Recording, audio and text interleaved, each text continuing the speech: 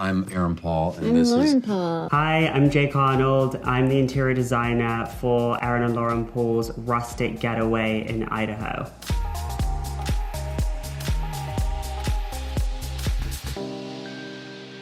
So I think Aaron's vision initially was he wanted something that had character, age, and was almost like an escape. And he wanted it to feel like it being there 100 years was so warm, comfortable, cozy. We wanted it to just feel like it's been here forever. To create something brand new like that is a challenge for sure, because typically when you look at rustic homes, they're so heavy, overdone, very dark, and I wanted to kind of take that vision to something that felt a little more stripped back and youthful. I think a lot of times when you're building old aesthetic and kind of having that direction where you want it to feel aged, it's so easy for it to be themed. And for me, my biggest reference points were European kind of castles, European getaways. I looked a lot at Belgian estates with like Axel Vervoort.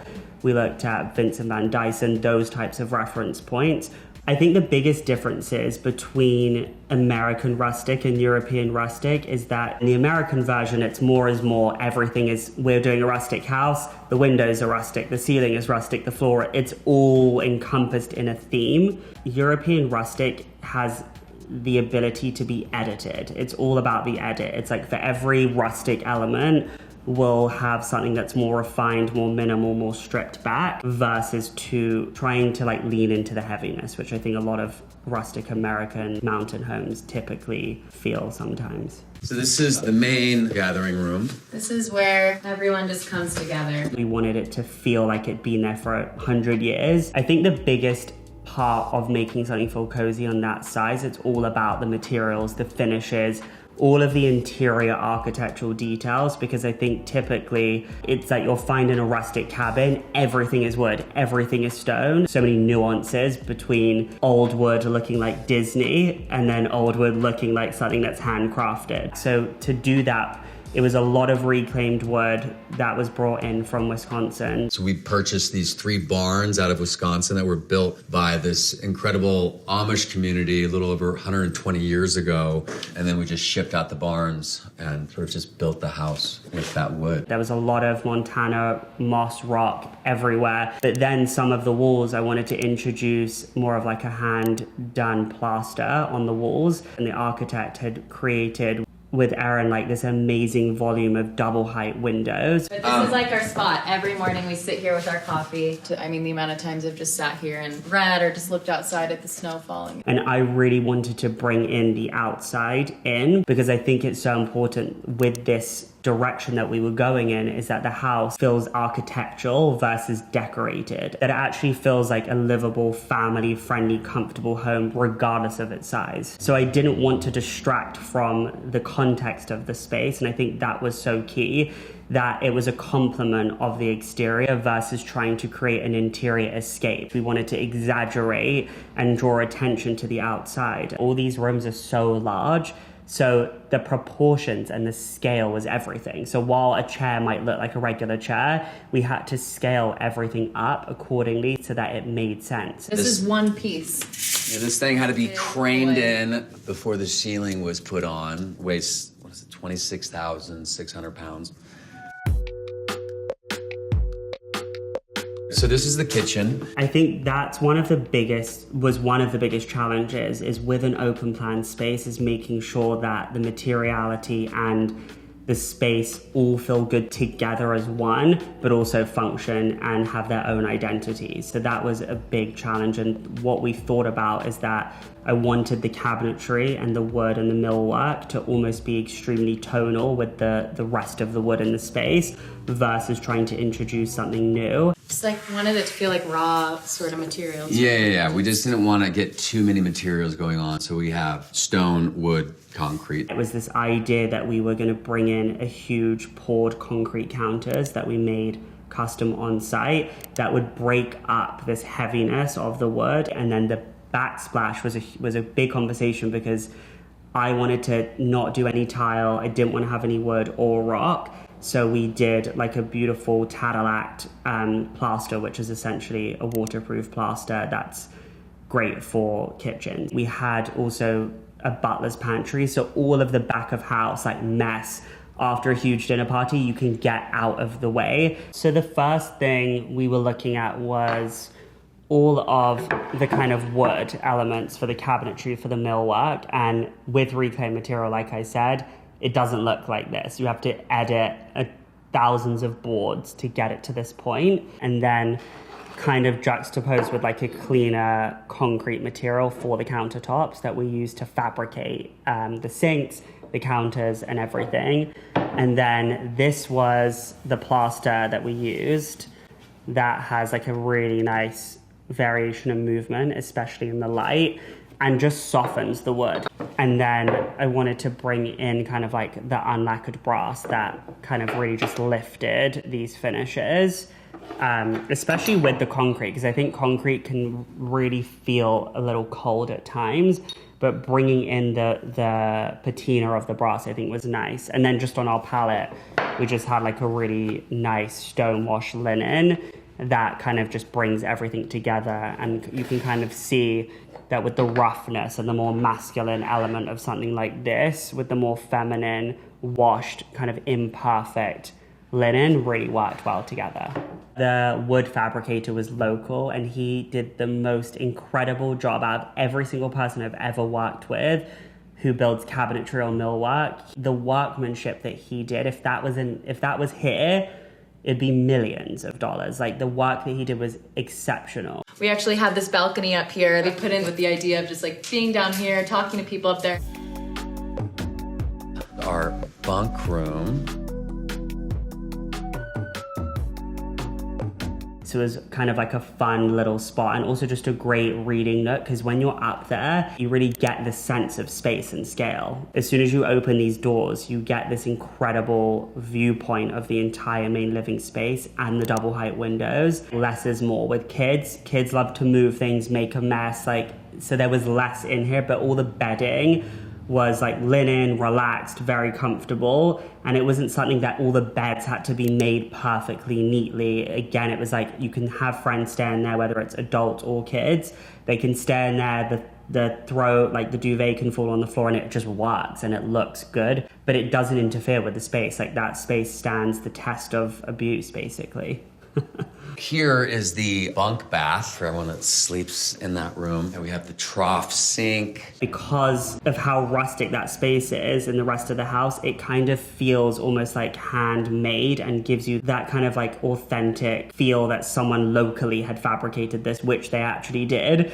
And I thought it was a really interesting way to mix the materials and have the concrete trough. I really just like the juxtaposition between the cooler tones of the concrete and then the warmer copper. It's like a primitive space. It's like this is something that you would see in like an old schoolhouse or something back of house that all the staff would use, but has that, again, stripped back but also exposed elements. Even though this house is large, it should be something that's consistent. Otherwise it feels like the finishes, they don't feel like they're part of the home, and I don't think it ages as well. That was a really interesting space, because originally everywhere that you see iron was wood reclaimed posts. So we stripped that back, had this clean lined iron, which was a new material that wasn't typically seen anywhere else in the house. And it really worked out really well. And you have this incredible volume that runs the whole length of the house. We chose a beautiful light fixture that was a little more contemporary, a little more stripped back. I really loved how that space turned out. Now we are going to take you to what we call the Raven's Den. This, we wanted to be a completely different vibe. Super moody, super sexy. One of the biggest reference points for us was we wanted it to feel like a 1920s speakeasy with that rustic flair. So it was a real transition from what we had done in the main spaces upstairs, and it was very deliberate that we wanted to use different cabinetry styles, different textiles, introduce a little more color, more print, and you feel like you've completely escaped the rest of the house. And that was really the intent with the space. We wanted it to feel very dramatic. In this space, we wanted to do like a raised panel, stained oak cabinetry that almost was reminiscent of like a French bistro, especially in the bar. That paneling and that detailing was really deliberate to make it feel slightly more refined and less rustic. And they wanted this space to function obviously as a bar, but also as a game table. And a big discussion for us was especially the wall with all the bookcases and the cabinetry, because it was the perfect way to add this final layer of objects that Erin and Lauren had collected over so much time. We also like a lot of strange, creepy art. Yeah, like not in a scary way. So it was authentic to them and the pieces that they love. And then with the lighting, versus upstairs where a lot of the lights were some vintage, some had a lot of patina and age, I wanted the lights to have shades on them that had this ruched kind of pink linen silk blend shade, so it just felt a little more layered, a little more dramatic. And that was kind of like with the paneling, especially in the nook,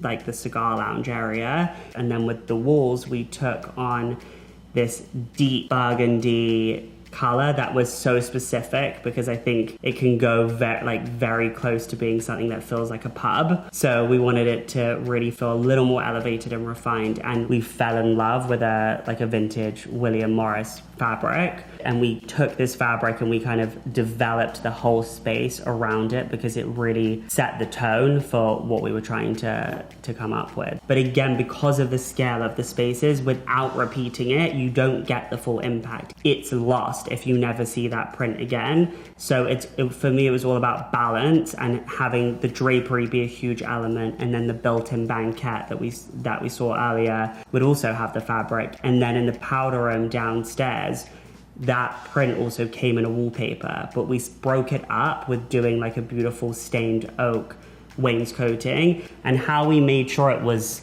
not overkill is introducing big solid elements like the sofa, and also bearing in mind that ultimately the floor in there is also fully concrete. So it's like taking those elements of the feeling of a 1920s speakeasy and kind of editing it and making it feel actually like a livable space. I wanted to bring that rock from the outside fully into the shower, into the water closet. And then it was the element of bringing in glass where it had that modern feel without it feeling cold. Our incredible designer, Jake Arnold, threw out an idea. He's like, what do you think about just opening it up and doing glass? And so I think it's just such a nice, clean look that I haven't really seen before. And I think it actually made the space feel a lot warmer when you're in there, because you get the continuation of the rock and it feels architectural. And I was going back and forth so many times of what the color is of the tub. Should we be doing brass finishes? Does that work with the gray of the concrete? While it looks very simplistic, to get to that place, it was a lot of editing, but I think we really got the perfect balance in the end.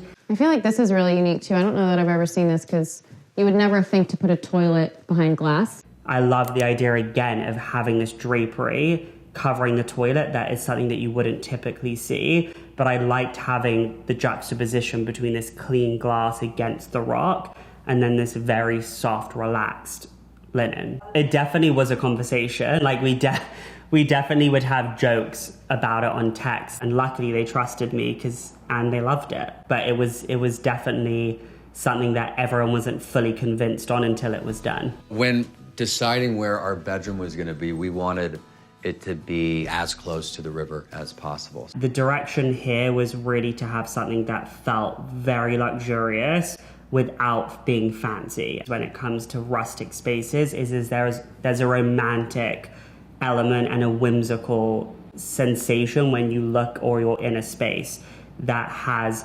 drapery and things are more puddled and like the bedding is loose and nothing feels structured. The drapery, while so simple, was that perfect way to add something that felt romantic and like you were in this magical getaway and not feel like a heavy, overdone, rustic, on the nose type of space.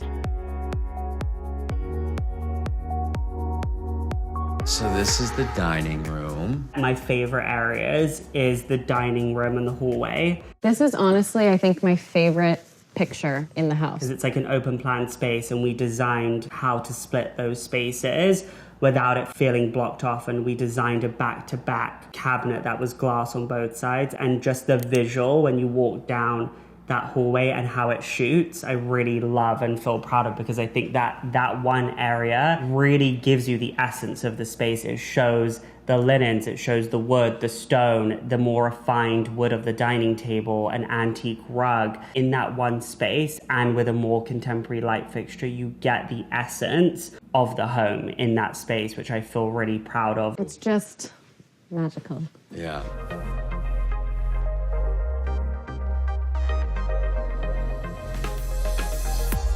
Like when you go to this house, you feel like this giant hug of like, I can take a breath. It feels like an amazing retreat. And that's so much more important to me for any client or any project, that they feel good in their house. And it's not just about an Instagram picture or something like that, but you can do both, and you can have something that looks incredible and is aspirational, but also is laid back and relaxed and true to who I am and who the clients are. So I think that that's really important.